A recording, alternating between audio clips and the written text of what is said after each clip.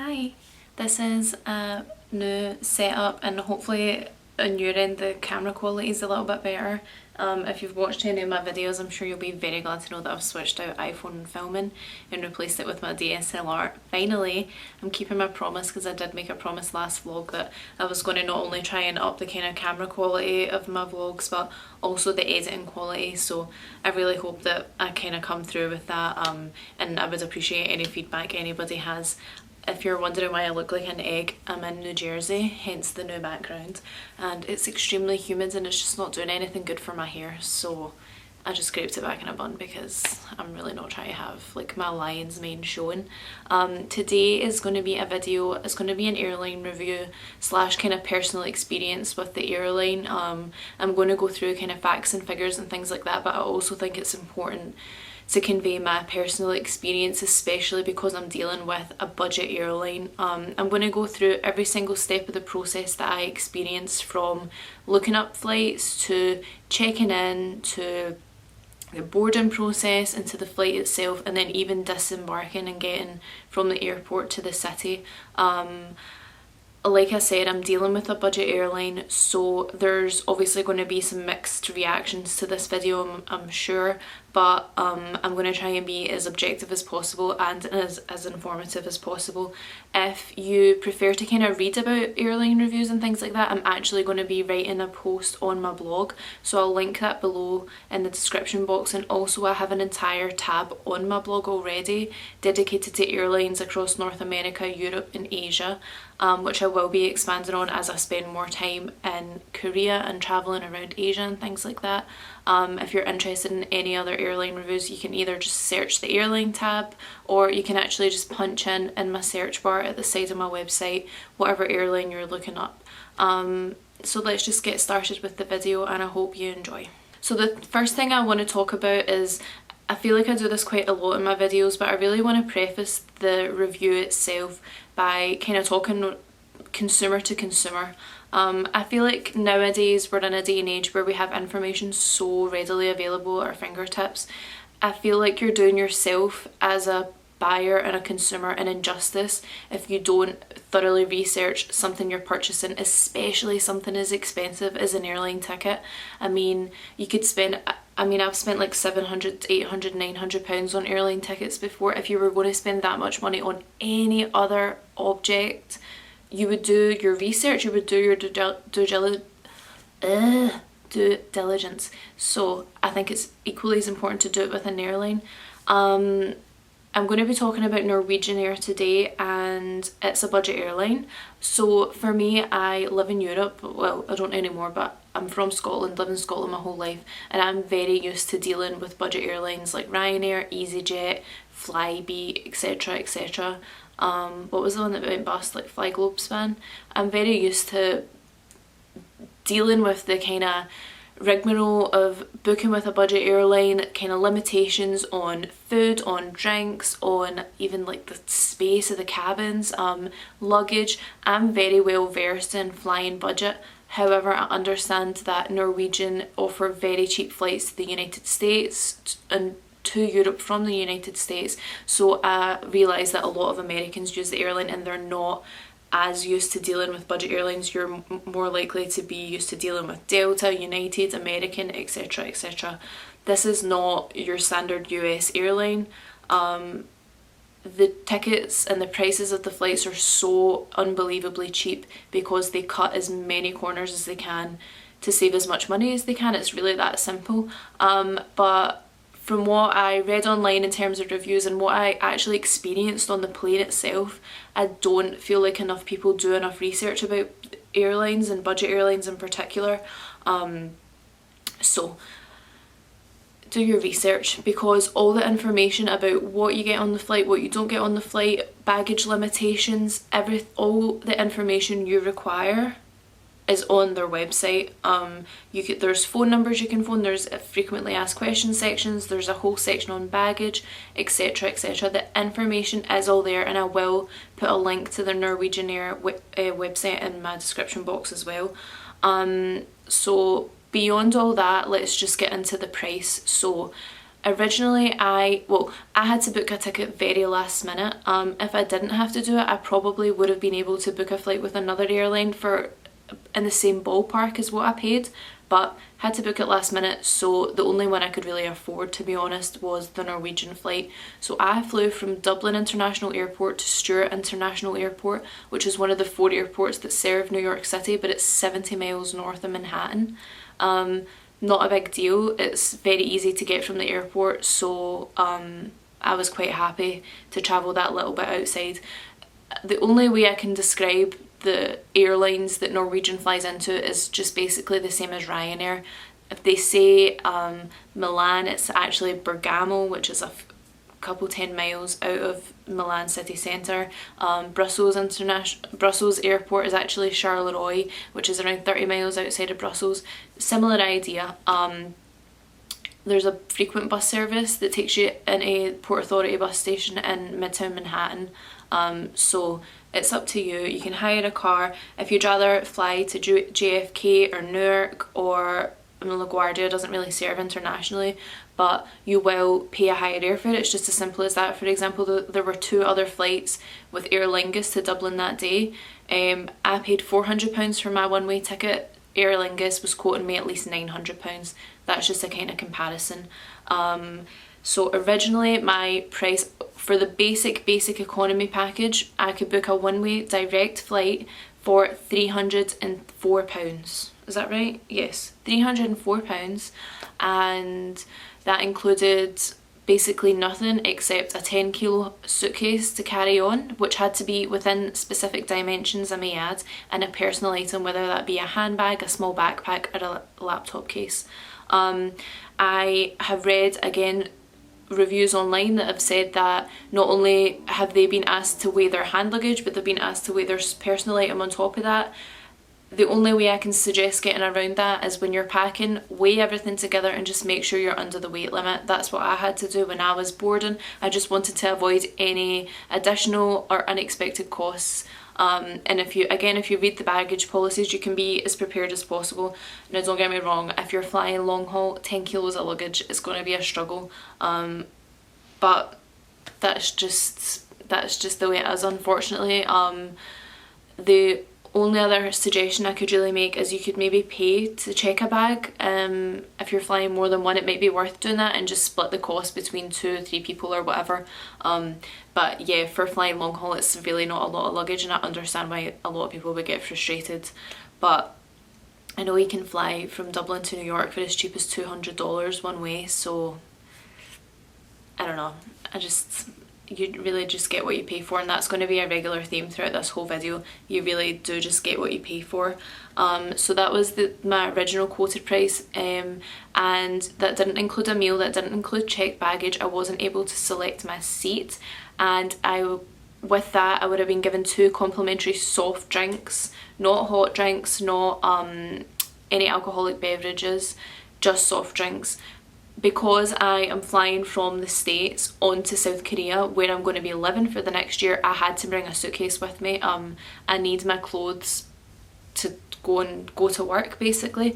So I paid £403 total for my one-way flight, which for me I was pretty happy with. I know £100 seems like a lot of money, but one, it was a necessity for me, and 2, every other airline that I had kind of been looking at to fly over was kind of in the £450–500 ballpark one way, so I was still saving £50 to £100, so I was quite happy to pay the extra money. And with that kind of leveled up ticket, I also was able to select my seat, so I got a window seat. I was given a free meal, which I'll get into a little bit later. I had a 20 kilo checked bag. My bag actually weighed 21.4 kilos, and the guy at the desk was very nice and just was like, shh. So I didn't encounter any problems, but again, I think they have quite a hefty kind of penalty if you go over, so just try and stick within the weight restrictions. The good thing is with Norwegian Air as well, if you don't have like a scale at home, they have the little scales at the side before you check in, so you can kind of finesse your bags and put extra clothes on or get rid of clothes if you have to. But yeah, I thought that was really good, instead of being kind of shocked when you get to the desk. But like I said, I was 1.5 kilos over, and the man that served me didn't raise any issues. And then I think that was it. That was all I got with the extra ticket. So let's move on to the actual check-in process. It was a bit of a mess, I'm not going to lie to you. There were 4 self check-in machines. Queue was huge. There were 2 just normal check-in queues, which is where I went, and then there were 4 bag drop queues. So if you go directly to the check-in queues, they check you in and they like process your bags. If you check in at the self check-in machines, you have to wait in that queue, and then you're going to have to go over to the bag drop queue. The only I would suggest going to the self check-in if you don't have any checked baggage, because they print out like the little hand luggage label for you and you can just go straight up to security, time saving. I had to wait, I would say maybe 20 minutes, 25 minutes at most. No issues, everything was perfectly fine, but I was advised to go directly through to US pre-clearance because the queue was huge, basically is what the man said. So after I checked in, I went up the stairs and then up the stairs again through security for the first time, which was like EU security, through duty free, and then I had to go back downstairs to US pre-clearance. I'm not sure if you know, if you've ever flown to the States from Dublin, it's one of only a few airports in the world where you can pre-clear US immigration. So they like look at your ESTA, they stamp your passport, etc, etc, so you save time on the other side, which is great. It saves time, it means you're in the city earlier and things like that. It just means that you have to be at the airport in Dublin a little bit earlier. I got there 3 hours early and I was still a little bit anxious that I was going to basically miss my flight. I was in pre-clearance waiting in the queue for about an hour and 45 minutes. My plane started boarding at 1:30 and I probably got through about 10 to 2, 1:50, and I just like joined the back of the queue and I got on the plane no problem. Obviously that's not Norwegian Air's fault at all, and it was actually a good thing because it meant as soon as I got off the plane on the other side I just grabbed my case and left basically. Once I actually got onto the plane, it wasn't an Air Norwegian plane, it was an eVelop plane. It was I guess the flight had been subcontracted to, look my hair's falling out, the flight had been subcontracted to a Spanish airline. I booked directly through the Air Norwegian website. I wasn't given any notification about this. Not that it's a big deal, but I just feel like they should give you the courtesy of telling you that another airline is going to be carrying you across an ocean. But it's whatever. We were delayed, I want to say 45 to 50 minutes. Crew members didn't give us any indication as to why. When we were leaving, cabin crew never the pilot never told us, came over the tannoy and explained the delay. We just left and that was it.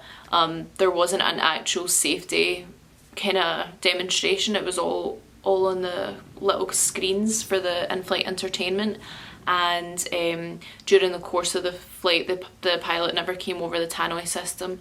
Again, for me these things aren't a very big deal, but if this is your first time flying kind of long haul without not with a kind of quality airline, you might be a little bit confused or concerned, but like I said before, you just really get what you pay for, and that kind of extends to the service side of things as well.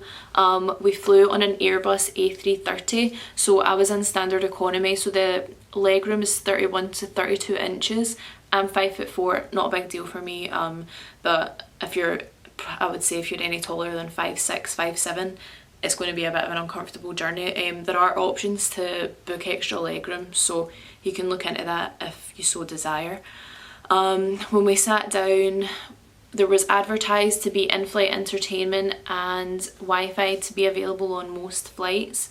Obviously we weren't even on an Air Norwegian flight, but we sat down, there were 6 televisions in the whole cabin, which was 20 rows of 8, so 2, 4, 2. 3 at the very front for extra legroom passengers, who I guess paid a little extra, and then 3 in the centre of the cabin. If you have bad eyesight and you're not sitting near a television, then I really suggest bringing some sort of entertainment, because there were no personal screens like I've experienced on every long haul I've ever been on. Even with budget airlines like Air Transat, you get your own personal screen, and there was nowhere to charge electronics, which was kind of the only part of the flight that I was, to be honest, not happy with.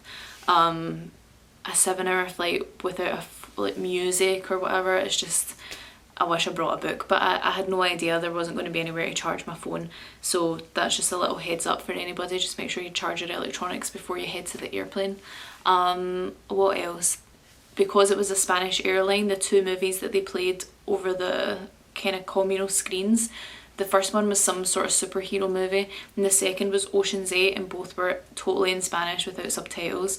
Again, not the end of the world, I could still watch the movie. I've seen Ocean's 8 before, so I knew what was going on, but I don't know, it was very strange. I feel like going from one English speaking to another English speaking country, they should have at least had English subtitles, but what can you do? They didn't. So and then what else? So during the course of the flight, I would say after around an hour they started the first dinner service for people who'd, I guess, paid for it.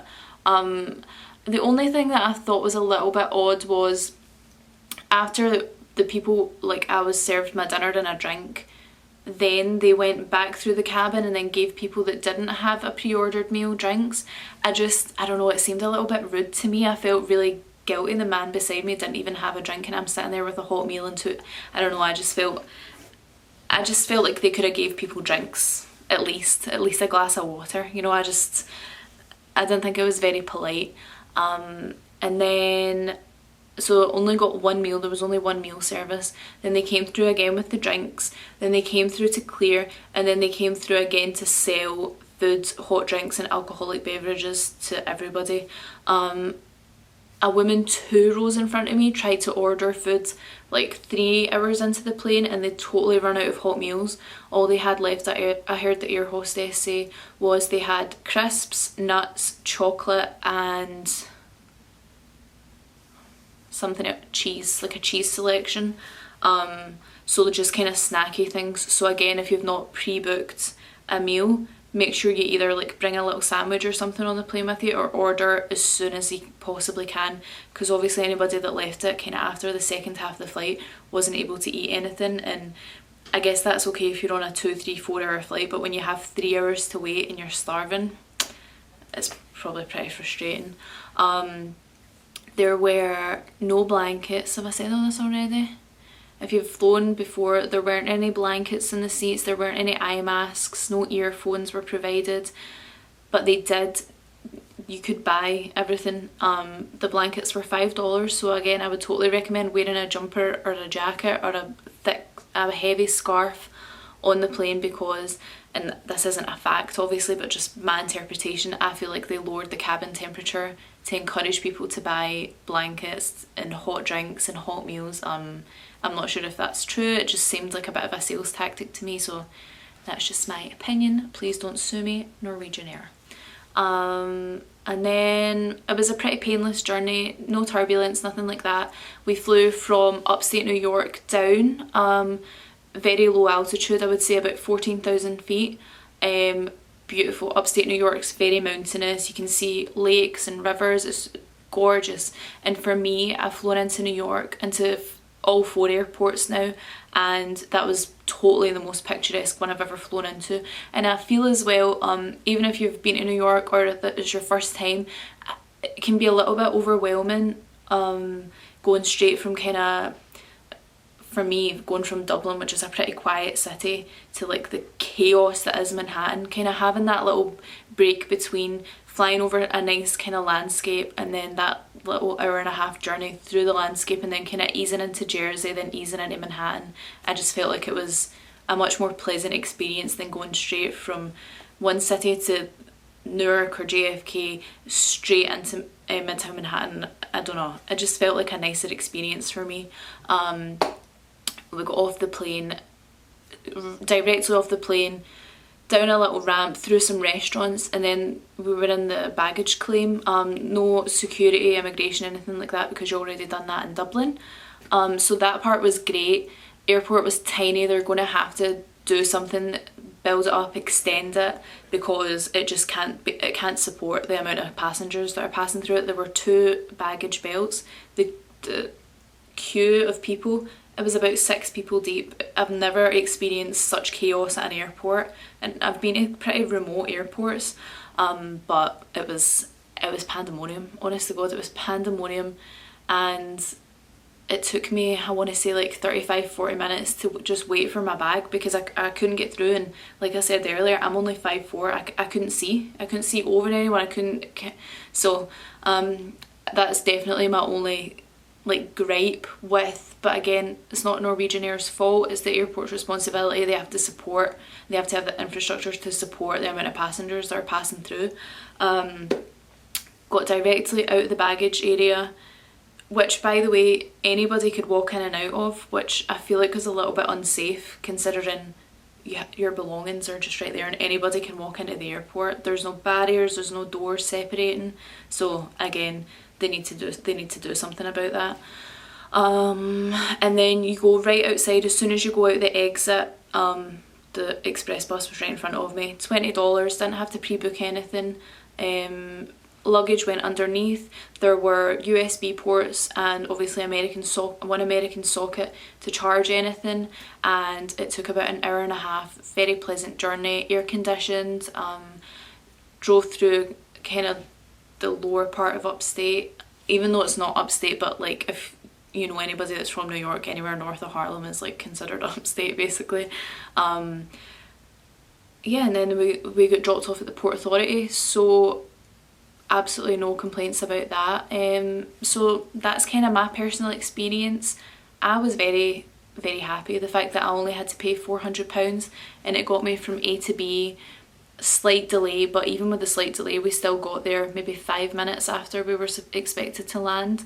The check-in process was easy. I never had any issues with my bags, I never had any issues with any of the staff. I thought everybody was very friendly. And then the express bus that's kind of subcontracted by Norwegian, I was very happy with as well. So that's my opinion. I'm going to write everything down, like I said earlier, give you a little bit more detail on my blog, so everything will be linked in the description box below.